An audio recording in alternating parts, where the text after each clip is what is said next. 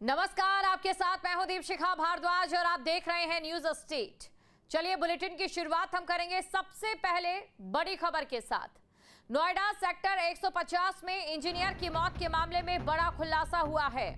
नोएडा प्राधिकरण की लापरवाही को लेकर यह बड़ा खुलासा है। स्थानीय निवासियों ने समय समय पर लिखित शिकायत की थी और न्यूज स्टेट के पास शिकायतों की कॉपी भी मौजूद है।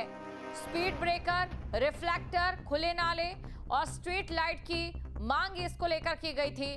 घटना वाले प्लॉट में पानी भरने की भी शिकायत की गई थी।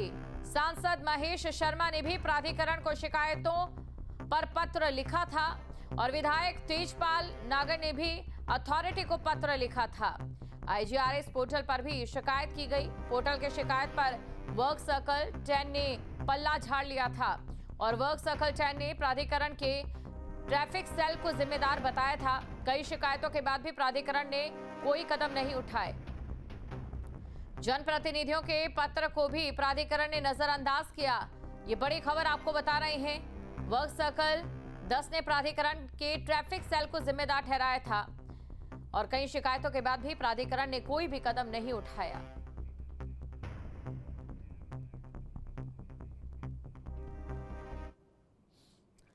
शिकायतों का सिलसिला लगातार चलता रहा, लेकिन कार्रवाई का इंतजार भी रहा। ना ही कोई कदम उठाया गया, ना ही कोई जिम्मेदारी संभाली गई।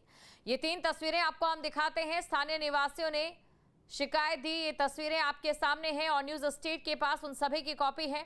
सांसद महेश शर्मा ने भी इन्हीं शिकायतों को लेकर पत्र भी लिखा और आप ये तस्वीर देख सकते हैं। दूसरी तस्वीर, तीसरी तस्वीर है जहां विधायक तेजपाल नागर ने भी पत्र लिखा था। तो देखिए, सांसद तक की ओर से शिकायती पत्र लिखा गया शिकायत को लेकर और वहीं विधायक तेजपाल नागर ने भी पत्र लिखा। स्थानीय निवासी तो लगातार शिकायतें कर ही रहे थे, लेकिन उसके बावजूद भी कार्रवाई ना होना यह दिखाता है कि किस स्तर पर नजरअंदाजी की गई है, किस स्तर पर यहां पर गैर जिम्मेदाराना रवैया अपनाया गया है और यही सबसे बड़ी वजह है।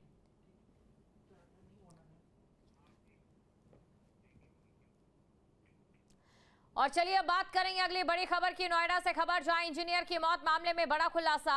FIR में नामजद दोनों बिल्डर्स पर 3000 करोड़ का बकाया। प्राधिकरण का 3000 करोड़ बकाया, फिर भी कोई कार्रवाई नहीं। प्राधिकरण मौके पर सेफ्टी के लिए बैरिकेड्स तक नहीं लगवा पाया। लोटस ग्रीन बिल्डर को स्पोर्ट्स सिटी के नाम पर हुआ था अलॉटमेंट। 7 जुलाई 2014 में लोटस ग्रीन बिल्डर को अलॉटमेंट हुआ था। स्पोर्ट्स सिटी के नाम पर जमीन अलॉट हुई थी और स्पोर्ट्स सिटी की जमीन अलग अलग लोगों को बेचने का आरोप है। मामले में CBI और ED जांच कर रही है। प्राधिकरण की लापरवाही पर सवाल खड़े हो रहे हैं। तो प्राधिकरण की लापरवाही पर सवाल खड़े हो रहे हैं। बड़ी खबर आपको बता रहे हैं, 7 जुलाई 2014 में यहां पर शिकायतों को लेकर देखिए कई चीजें यहां पर सामने आ रही है। बड़ी खबर आपको बता रहे हैं, 7 जुलाई 2014 में लोटस ग्रीन बिल्डर को अलॉटमेंट हुआ था और स्पोर्ट्स सिटी के नाम पर जमीन अलॉट हुई थी। स्पोर्ट्स सिटी की जमीन अलग अलग लोगों को बेचने का आरोप है और मामले में CBI और ED अब जांच कर रही है। प्राधिकरण की लापरवाही पर सवाल खड़े हो रहे हैं। तो नोएडा अथॉरिटी के CO की ओर से कार्रवाई और जाहिर तौर पर अब कार्रवाई की जा रही है, लेकिन सवाल भी यहां पर पूछे जाएंगे और सवाल इसलिए भी पूछे जाएंगे कि आखिरकार क्यों यहां पर लापरवाही बरती गई, अब कार्रवाई का क्या फायदा है। खबर पर अधिक जानकारी के साथ हमारे संवाददाता अमित चौधरी हमारे साथ जुड़ चुके हैं। सीधा हम अमित के पास चलते हैं, अमित से जानने की कोशिश करते हैं। अमित, इस समय सबसे पहले जो बड़ी अपडेट है वो आपसे पहले तो लेना चाहेंगे और उसके बाद ये भी समझना चाहेंगे। देखिए, हमने शिकायती पत्र भी दिखाया न्यूज स्टेट ने। शिकायती पत्र एक सांसद का भी है, विधायक का भी है। निवासी लगातार शिकायत करते रहे। सबसे बड़ा सवाल ये कि किस स्तर पर यहां नजरअंदाजी हुई है। सिर्फ नजरअंदाज करना ही नहीं, एक वो स्तर है जहां पर नजरअंदाजी की गई है और जाहिर तौर पर अपनी जिम्मेदारियों से भागा गया है।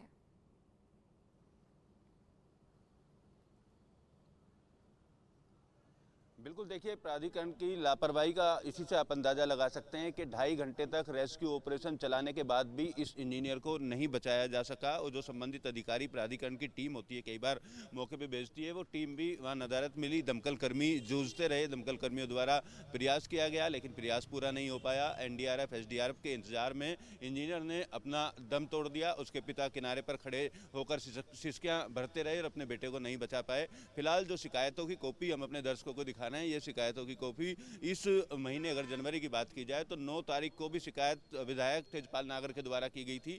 9वें महीने में सांसद के द्वारा शिकायत की गई थी। और इस तरीके से लगातार जो शिकायतें हैं वो की जाती रहीं। आईजीआरएस पोर्टल की निगरानी बहुत जोर शोर से होती है, कई अधिकारियों को उसमें तैनात किया जाता है। आईजीआरएस पे की गई शिकायत को भी वर्क सर्कल 10 के अधिकारियों द्वारा नोएडा ट्रैफिक सेल की जिम्मेदारी बताकर पल्ला झाड़ लिया गया। तो इन शिकायतों के सामने आने के बाद आप खुद सोच सकते हैं कि प्राधिकरण में तैनात संबंधित विभाग के जो अधिकारी हैं वो किस तरीके से शहर के विकास और शहर के लोगों की सुरक्षा को लेकर काम करते हैं। इस पूरे इलाके का अलॉटमेंट किया गया, तमाम बिल्डर सोसाइटियां यहां पर बस गई और जो मूलभूत सुविधाएं हैं उनको पूरा तक प्राधिकरण नहीं कर पाया। प्राधिकरण को इसमें कोई अपनी अलग से बजट सैंक्शन नहीं करना था, केवल जिस बिल्डर को ये जमीन बेची गई थी उस बिल्डर से ही वहां पर बैरिकेड्स लगवाए जा सकते थे, उसकी बाउंड्री कराई जा सकती थी और इस पानी के निकालने को लेकर उचित कदम उठवाए जा सकते थे। नोटिस देने के बाद ये जो वहाँ के सीनियर मैनेजर हैं, जई हैं, उस इलाके के सुपरवाइजर हैं, ओएसडी हैं, इन तमाम अधिकारियों द्वारा अगर उस शिकायत के बाद में बैरिकेड्स लगाए जाते तो इंजीनियर शायद आज हम लोगों के बीच में होता।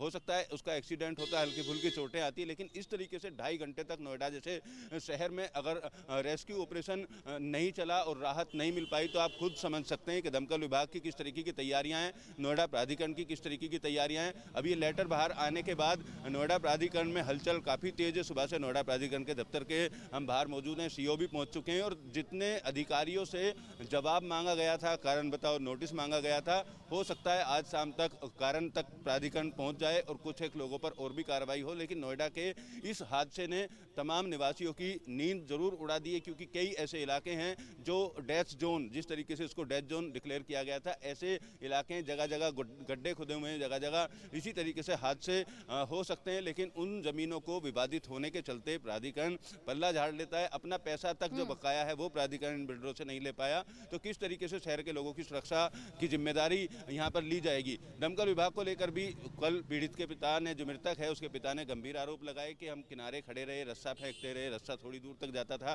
फिर उसको वापस खींच लिया करते थे। जब एक डिलीवरी बॉय उस पानी में उतर सकता है तो दमकल कर्मी उस पानी के अंदर क्यों नहीं उतरे। भले ही वो उसको बचाने में नाकामयाब होते, लेकिन जो कोशिश थी वो कोशिश पर्याप्त नहीं हुई। इस तरीके के आरोप तमाम जो स्थानीय लोग हैं उनके द्वारा, मृतक के पिता के द्वारा, डिलीवरी बॉय के द्वारा, सभी के द्वारा ये आरोप लगाए गए हैं दमकल विभाग के ऊपर भी कि हाई राइज सोसाइटियों का शहर है, यहाँ पर तमाम हाईटेक कंपनियां हैं, तमाम देश विदेश के लोग यहाँ पर रहते हैं और ऐसे शहर में जो उत्तर प्रदेश का आईना कहा जाता है, ऐसे शहर के अंदर दमकल कर्मियों के पास संसाधन नहीं है या इच्छा शक्ति नहीं है। इस बात को लेकर भी अभी फायर डिपार्टमेंट की तरफ से कोई बयान कल से अब तक जारी नहीं किया गया है। सीएफओ प्रदीप चौबे से भी हमारी कल बात हुई थी, उनसे बयान मांगने के लिए बात हुई थी, लेकिन किसी तरीके का बयान उनकी तरफ से नहीं दिया गया है। इस पूरे मामले में पुलिस द्वारा जरूर कार्रवाई की गई है, दोनों बिल्डरों के खिलाफ एफआईआर दर्ज की गई है और एफआईआर दर्ज करने के बाद ही ये खुलासा भी हुआ है कि इन बिल्डर कंपनियां जो हैं, दोनों बिल्डर कंपनियां डिफाल्टर घोषित हैं, प्राधिकरण का पैसा नहीं दिया। और पिछले दिनों प्रदेश सरकार द्वारा सीएजी ऑडिट कराया गया था, उस ऑडिट में ये खुलासा हुआ था कि स्पोर्ट्स सिटी के नाम पर जो ये जमीन दी गई थी ये सस्ते दाम पर प्राधिकरण के अफसरों ने दी। प्राधिकरण को वित्तीय नुकसान भी हुआ, सस्ते दाम पर देने के बावजूद भी स्पोर्ट्स सिटी डेवलप वहाँ पर अभी तक नहीं हो पाई है। जिस स्पोर्ट्स सिटी के नाम पर लोगों को फ्लैट बेचे गए थे वो स्पोर्ट्स सिटी नहीं बनी है। अलग अलग बिल्डरों को जमीन के टुकड़े बेच दिए गए, प्राधिकरण का पैसा जो बकाया है वो जमा नहीं किया गया है, 3000 करोड़ के आसपास का बकाया है। पूरे मामला हाईकोर्ट तक गया और हाईकोर्ट ने अब इस मामले में सीबीआई और ईडी से जांच करने के आदेश दिए। सीबीआई और ईडी पूरे मामले की जांच कर रही है। तो खुद आप सोच सकते हैं कि प्राधिकरण जो अपनी जमीन अलॉट कर रहा है उसका पैसा तक नहीं ले पा रहा है, लोगों को सुरक्षा नहीं दे पा रहा है, तो किस तरीके की मानसिकता इन अधिकारियों की होगी, किस एजेंडे में ये लोग अफसर जो है प्राधिकरण में बैठकर लगे रहते हैं। नोएडा प्राधिकरण के ट्रैफिक सेल की अगर बात की जाए तो ट्रैफिक सेल की ये जिम्मेदारी बनती है, एसपी सिंह उसके हेड हैं, तो मौके पर जाकर इन शिकायतों के बाद किसी जई को, सुपरवाइजर को मौके पर भेजकर अगर गंभीरता से इस मामले को लिया जाता तो इस तरीके का हादसा नहीं होता।